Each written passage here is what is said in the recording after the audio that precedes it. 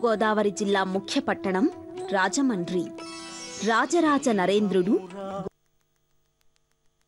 నిర్మించాడని చరిత్ర చెబుతోంది. చారిత్రాత్మకంగా వాణిజ్య కేంద్రంగా ప్రాముఖ్యతను సంతరించుకున్న రాజమండ్రిలో ఆధ్యాత్మికతకు కూడా పెద్దపీట వేయబడింది. గోదావరి తీరాన ఆధ్యాత్మిక కేంద్రంగా అలరారుతోంది శ్రీ ఉమా మార్కండేశ్వర స్వామి దేవస్థానం. ప్రవరార్చితలింగం కామదహన కరుణాకరలింగం రావణ దర్ప వినాశకలింగం తత్ప్రణమామి సదా శివలింగం.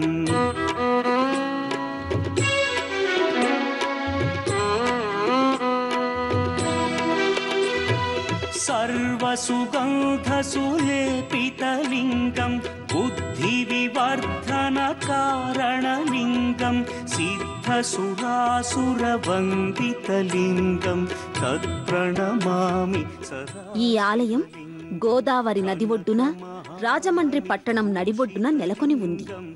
పరమేశ్వరుడు ఉమాపార్వతీ సమేతంగా ఇక్కడ కొలువుతీరి ఉన్నాడు.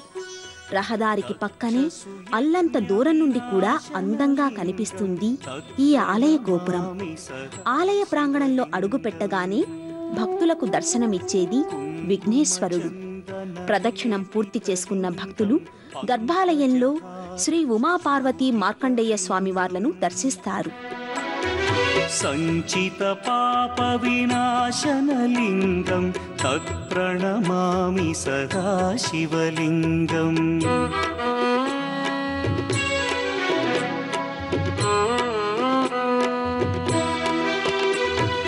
దేవగణార్చిత సేవితలింగం భావైర్భక్తిభిరేవ చ లింగం దినకరకోటి ప్రభాకరలింగం తత్ప్రణమామి సదా శివలింగం. అష్టదళోపరివేష్టితలింగం సర్వసముద్భవ కారణలింగం అష్టదరిద్ర్య వినాశనలింగం తత్ప్రణమామి సదా శివలింగం. సురగురు సురవర పూజితలింగం సురవన పుష్ప సదా. చూడటానికి ఇటీవలే నిర్మించబడినట్లు కనిపించే ఈ ఆలయం ఎంతో అద్భుతమైన నిర్మాణ శైలితో అలరారుతోంది. స్థల పురాణం ప్రకారం ఈ ఆలయం చోళరాజుల కాలంలో నిర్మించబడినట్లు తెలుస్తోందని చెబుతారు. అయితే రాజరాజ నరేంద్రుల వారు రాజమండ్రిని సందర్శించినప్పుడు ఇక్కడి దేవతామూర్తులను ప్రతిష్ఠించారని మరో కథనం ప్రచారంలో ఉంది. చంద్రశేఖర చంద్రశేఖర చంద్రశేఖర పాహి మాం చంద్రశేఖర. ఇక్కడ గర్భాలయంలోని శివలింగాన్ని భక్త మార్కండేయుడు స్వయంగా ప్రతిష్ఠించాడని, అందువల్లనే ఈ స్వామి మార్కండేశ్వర స్వామిగా పిలువబడుతున్నారని చెబుతారు. స్థానిక భక్తులందరూ ప్రతినిత్యం తప్పనిసరిగా ఈ స్వామివారిని దర్శిస్తారు.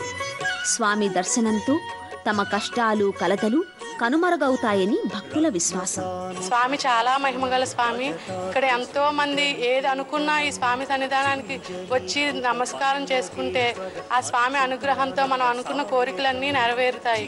మాకు ఎన్నో విధాలుగా స్వామి ఎన్నో పెద్ద పెద్ద సమస్యల నుంచి ఈరోజు అన్ని సమస్యలు అధిగమించి సంతోషంతో ఉన్నామండి. ప్రతినిత్యం విశేష పూజలు అభిషేకాలతో స్వామిని అర్చిస్తారు.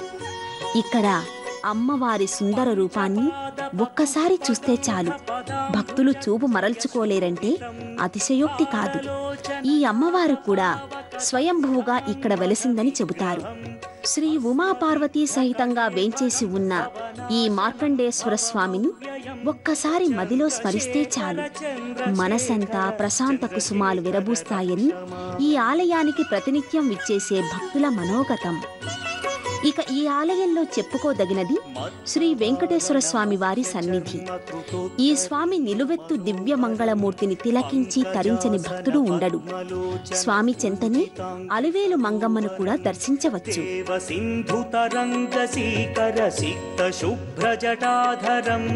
చంద్రశేఖర చంద్రశేఖర చంద్రశేఖర పాహి మాం.